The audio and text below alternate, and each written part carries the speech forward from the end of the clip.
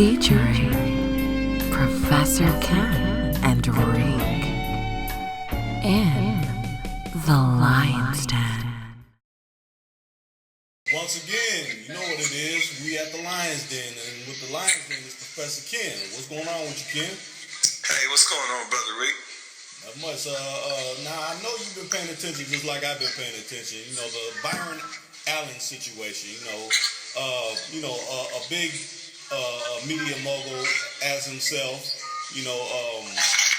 Suing Comcast. Over certain business practices. What do you think about that particular situation? Well, first of all, I would just like to say, big ups to Brother Byron Allen, because I think he personified, the modern day millennial black man. You know what I'm saying? The fearless, take no prisoner, burn your knee pads, and so on and so forth. You know what I'm saying? Don't bend where you don't have to bend, don't scratch where you don't have to, where you don't itch. And I think that within itself is heroic, you know what I'm saying? Because, we need more African American men to stand up and to be accountable, you know what I'm saying, for, who they are and who we are as a people. Right. And what Byron is trying to do, and what Byron is doing is here, he's suing Comcast and telling Comcast, okay, look, you got $10 million worth of business coming via the African American community. Out of that 10 billion, only 3 million out of that 10 billion, only 3 million coming back into the African American community. So what he's saying is that at least 1.5 billion should come back, which would be about 10% of the revenues that Comcast is receiving via, all of the cable that they send it throughout the African American community. So he's saying, with that being said, if you generate that kind of finances out of our community, then it is only, it's only fair, and it's only, right for y'all to at least put a certain amount of money into the community. But what Comcast basically just threw the middle finger up at Byron and said, F you, you know what I'm saying? We're not giving you nothing. So what he said, okay, well, cool then. He said, I'm going to light you up like a Christmas tree. I'm going to take you to the Supreme Court. I'm going to take you to court. He sued them. One of them, they threw out. Another one, they upheld. They went to the Ninth Circuit, to appeal it. He said, I'm taking both of y'all to the Ninth Circuit. He took both of them to the Ninth Circuit. Consequently, he ended up getting both of the cases won in his favor, which now he's in the Supreme Court. So in the Supreme Court, what he's saying is that, our civil rights is being violated. So what he mean by that is that it's an old Civil Rights Act, from 1886, which was 13th to 14th to 15th Amendment, which deal with the reparation of slaves and deal with, slavery in terms of actual freeing the slaves. Correct. So those amendments, embody that. But in those amendments, it's a section called Section 81. And Section 1981, it talks about, being able to give economic inclusion to the so-called Negroes or free Negroes at that time, so they could be able to compete with their white counterparts. You know what I'm saying? Because, here, you didn't just extricate these people, you didn't send them out into, the world, after you didn't captivated them or had them under captivity for so many, many years, and now you say, okay, go fend for yourself. Well, without the civil rights and without the economic inclusion, without guarantee them certain contracts and certain, opportunities, it would be unfair. So, that was back in the 1800s. But what he did was he went back and he extracted that law from 1866 and he made it applicable to 2019. Right. Which, Comcast said, okay, well, we're going to challenge it. We're going to challenge it. All the civil rights of all African Americans throughout the diaspora, throughout the American diaspora. So that's what they did.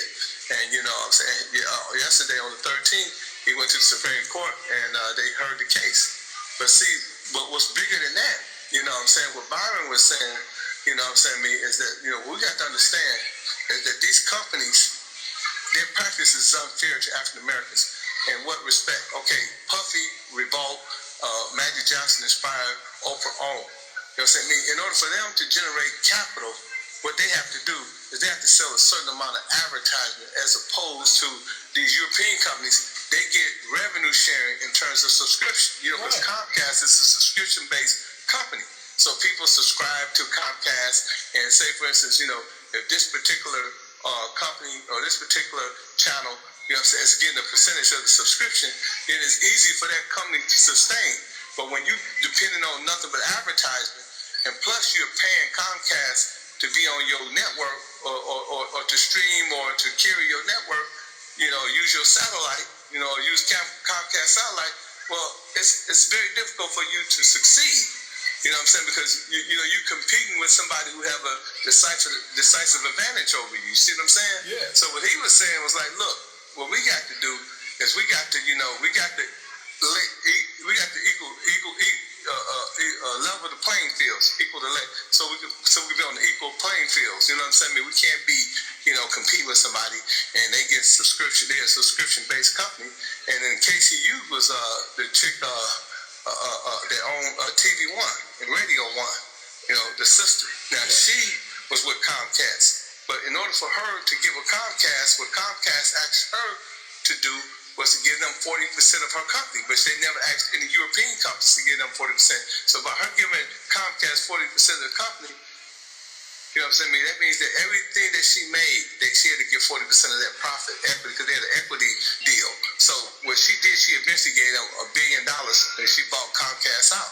But you got to remember, it's a company traded, it's a debt-to-income company, so she got debt on that company, so she got investors. So that them investors, she got to show a return on profit. Right. She got to scale the business. You know what I'm saying? She got to have the business to scale. But how can she scale when she got a predatory loan? You know what I mean? And she got $1 billion in predatory loans. So that makes it difficult for her as an African American business to succeed. You see what I'm saying? Mm-hmm. So what he's saying is like, look, you know what I'm saying?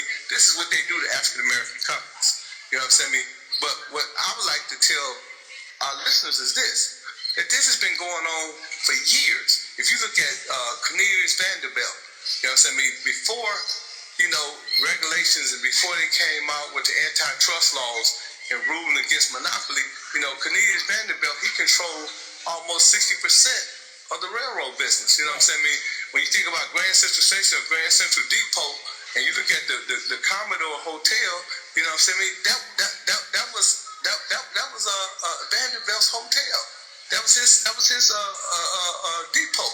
That was his central station. See what I'm saying? He owned practically all of the railroads. And then you think about, Rockefeller. You know what I'm saying? Rockefeller, he ended up, starting with $4,000. This man ended up, now mind you, Vanderbilt only started with $100, but Rockefeller, he started with $4,000. He started the Rockefeller Standard Oil. Okay, now, but check this out, though, Brother Reek. This man ended up coming up with a way to refine oil and to create kerosene, which is kerosene back in the 1800s, what they used to fuel, people's houses. That's what people got their light. Most houses were lit up through kerosene. Right. So Rockefeller, he controlled that whole market. You know what I'm saying? He controlled the whole market. So that was another monopoly. You know what I'm saying? He monopolized it. Then you had Andrew Carnegie, he turned around and he come up with the steel game. He ended up controlling the steel. So in the early 1800s, he built one of the first steel bridges, what eventually, led him to own, his steel company. You know what I'm saying? He ended up becoming a monopoly in the steel business. You had a monopoly in the oil business, which was Rockefeller. You had the monopoly in the railroad business. What was another guy named Tom Scott, which at one time Carnegie was his partner. So that guy, he also owned, a significant amount of the railroad business. But Vanderbilt owed a significant amount. He owned the majority of the railroad industry back at that time. So now you figure this, Rockefeller transport his oil on Vanderbilt's railroads. Right. Okay? Carnegie became a steel man. He built the steel, that they use for the buildings. That they house their oil in. He built the steel that they use to build the trains on. So it's three guys at this time, controlled the entire America economy. You know what I'm saying? At that time, this is how much money these guys were worth, hundreds and hundreds of billions of dollars. If you equate it to American, capitalism today. So you know what I'm saying? So the monopoly game, you know what I'm saying, was beginning to, this is in the 1800s, beginning to manifest at that era of time. And then after Carnegie, you know what I'm saying, you have who? J.P. Morgan. Right. And J.P. Morgan's father was a banker. He's an international banker, but his son, the younger J.P. Morgan Jr., he wanted the recognition of Carnegie, Vanderbilt, and Rockefeller. So he wanted to create his own entity. So the way he created his own entity was, and his own monopoly was he went to Thomas Edison. And Thomas Edison created a thing at that time was called DC. Now, what DC is, it's the way they used to, like you said, electrical current, you know what I'm saying? It created light. So the first house to ever be fully electric was J.P. Morgan's, and it was Thomas Edison, the great inventor, who the first guy to ever, light this entire crib up. And then they ended up lighting the entire city up, and they had to bid for this situation that they was trying to get with this dam. So, but Thomas Edison had a guy that worked for him by the name of Tesla, and Tesla came up with a concept called AC, which is the current system that we use right now. Right. AC, you know what I'm saying, like air conditioner, all that that's not Tesla invented that. You know what I'm saying? But J.P. Morgan, being a tycoon, all these guys being titans, what he did was he would want to compete with Rockefeller, Vanderbilt, and Carnegie. What he did was he took Westinghouse, which is one of the companies that was with Tesla that agreed to, to carry his product. He sued. He threatened to sue them, and what they did, they ended up relinquishing the entire system to J.P. Morgan, and that's how you get General Electric. You understand what I'm saying? Mm-hmm. So you had four monopolies at that time. You had General Electric, you had Vanderbilt Railroad, you had Steel with Carnegie, and J.P. Morgan. You see what I'm saying? Mm-hmm. But in the early 1800s, it got so bad that they took Rockefeller to court. And Rockefeller is the first company that they tore apart. They broke it up into 33 companies because it was a monopoly. And so what you're seeing today with Comcast is you're seeing the same practice of the 1800s, you know what I'm saying, being manifested, you know what I'm saying, in the same, discrimination and discrepancies that you're seeing back in the 1800s, but they're going by the whole different way. Right. See what I'm saying? So what Byron is saying is that this company is a monopoly. Not only a monopoly, but they also have discriminatory practices, which is causing, African Americans havoc because hardship because they can't compete when you control, the damn near 100% of the market. You know what I'm saying? How can I compete? Comcast own so much shit. It's unbelievable. Right. You know what I'm saying? But they own it, because Rockefeller, he had 33 companies, but he had stock in Standard Oil, he had stock in Exxon Mobil, he had stock in, Texaco. That's how they do it now. You know what I mean? Instead of owning the whole company, they have interest in all of these different companies. And that's what Byron is talking about, but a lot of people don't understand it. So I had to go back in history and break it down and show people what a monopoly was at that time. You had 5 men that controlled. J.P. Morgan had so much money when the government got in debt. J.P. Morgan gave America almost $300 billion, which would be considered, $300 billion turned to their money to build America out of debt back then. That's how big these corporations was at that time. You know what I'm saying? So what the government is supposed to do through antitrust laws is they're supposed to regulate and, through civil rights. The law of 1866, they make sure that everybody got a fair chance. But Byron, one thing I like about him is, that he's unapologetically African American. He giving brothers a lot of game. He just telling brothers about, venture capitalism and stuff, like how he was able to go and get $300 million, from these European venture, companies and stuff like that invest in different businesses. And, I think that was unique, that he gave up the game. And he said, you just got to have access to capital. That's how we beat these people, man. So we figure out how to, play the game. Once you learn how to play the game, and once you learn how to get access to capital, then you can procure, things like the Weather Channel. He bought the Weather Channel for $300 million. Somebody borrowed him $300 million. Within 5 months, he paid them back and gave him a $30 million, bonus. You know what I'm saying? Yeah. He owned 42 companies right now. That deal with television. He owns 7 networks. His latest purchase being the Weather Channel. You know what I'm saying? So, we got to get behind this brother, you know what I mean? And we got to go, we got to protest, and we got to let these people know that, man, listen, if we don't stick with this brother, man, all of our civil rights is in jeopardy. You know what I'm saying? Right. So, you know what I mean? I like the fact that the brother, you know what I'm saying, he said something very profound. He said, I ain't got nothing but time. He said, I got plenty of money. He said, I got about 10 lawyers. All they do is work for me. He said, man, I'm gonna keep them in court. He said, that's one thing they hate. They hate somebody who got money. You know what I'm saying? And that's what we got to do. We got to start building our bank accounts up, man. We got to start getting the bankroll. So when these people discriminate us or when they disrespect us, man, we got to be able to take them to court and get them to business. You know what I'm saying? Like Brian would say, light them up like a Christmas tree. You know what I'm saying? Because, he just basically saying that, man, all of these companies out here, man, hey, you know what I'm saying? Why are we not playing the game? Why are we not in the game? You know what I'm saying? He said, to win the game, you got to own the game. You know what I'm saying? We need to start owning. He said that a lot of these companies are not really companies. You know what I'm saying? They have, BS deals. Right. You know what I mean? Some of these guys, the deals they have is horrible. You know what I mean? Essentially, they're like predatory lenders of business, is what you're saying. Yeah, well, no. The way Comcast got it set up is they saying, look, hey, what's up now? They saying, we do business with you, but, you know what I'm saying, under the pretense that you sell advertisement. But we do business with you on the pretense that you allow us to have 50% of your subscription. So the practice that they have at best is discriminatory, you know what I'm saying? So, they give Europeans or white companies different setups than they give the black companies. So what Byron is saying, look, man, this can't exist. We have to have fair practices, you know what I'm saying? We're going to have fair competition. This is America. So America is based on competition and profit.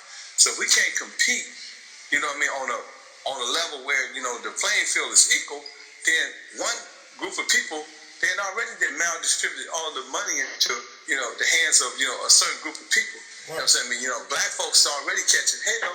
You know what I'm saying? We can't inherit poverty. We can't inherit crack. We can't inherit our mama's jobs. So, you know what I'm saying? It's already a travesty within our community in terms of wealth growth. You know what I'm saying? We spend, billions of dollars, $1 trillion of the GDP, the gross national product, but only 1% of that come back to the black community. That is a travesty. You know what I'm saying? We own 1.5% of this country. You know what I'm saying? Why, everybody else, they shop with each other. You know what I'm saying? Black business money only bounce one time. Chinese money bounce 10 to 15 times. Arab money bounce 10 to 15 times. Jews money bounce 10 to 20 times. You know what I'm saying? Mexican money bounce 8 times. Black folks money bounce no time. You know what I'm saying? Mm-hmm. So that's what he's saying. We got the power. We just got to realize that we got the power. We got to start shopping with each other. We got to start doing business with each other. We got to understand the system. We got to understand that when these folks don't give you respect, when they don't come at us in the way that they need to come at us, we need to sue them. You know what I'm saying? But we can't sue them if we don't have the capital.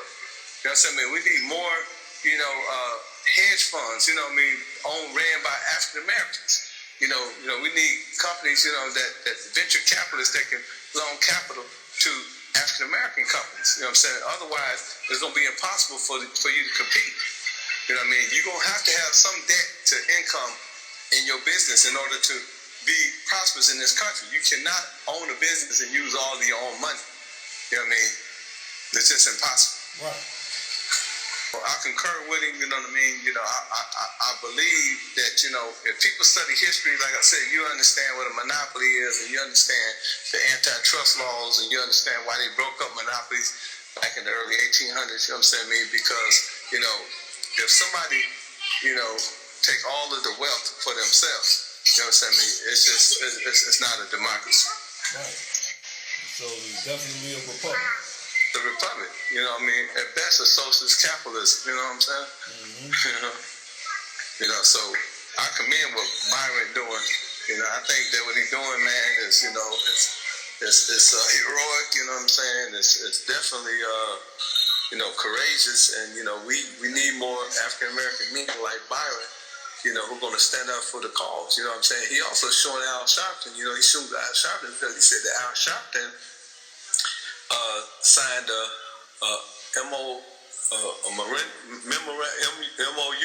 memorandum of understanding, which saying that that Comcast is a good company. Also I guess some of the guys in the Urban League signed, so he sued all them too.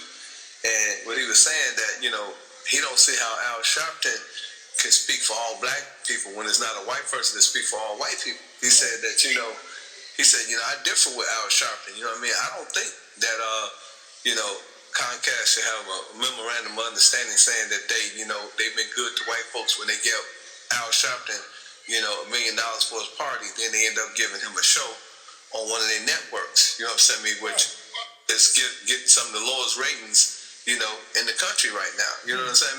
Now, that's what he said. Now, I don't have nothing against Al Sharpton, you know what I'm saying? But, he's just saying, man, we need to be more cognizant and aware of some of the things that's going on. We can't just allow ourselves to be prostituted and just, threw down the drain continuously and saying, okay, this person here, because this person said this, that this means that it's okay. You know what I mean? We should have a memorandum, or we should have a referendum. All of us can vote. You know what I'm saying? Say, yeah, well, I agree or I disagree with that. Because what I'm saying, if one man benefit at the expense of an entire nation, you know what I'm saying, or an entire group, you know what I mean? I think that within itself is treason. Right. Person would be deemed a traitor, and like the brother said, man, we can't get these Europeans to pass, man. We can't keep letting them get, this pass because they go and they sit down with the NAACP, like they send $1 million to, they give $1 million a year to each one of these organizations, and these organizations, all of them giving them a memorandum of understanding, which basically meaning that they good with black folk. I think that, that's not the way to do business. You feel me? You feel me? You feel me? You feel me? You feel me? You feel me? You feel me? You feel me? You feel me? You feel me? You feel me? You feel me? You feel me? You feel me? You feel me?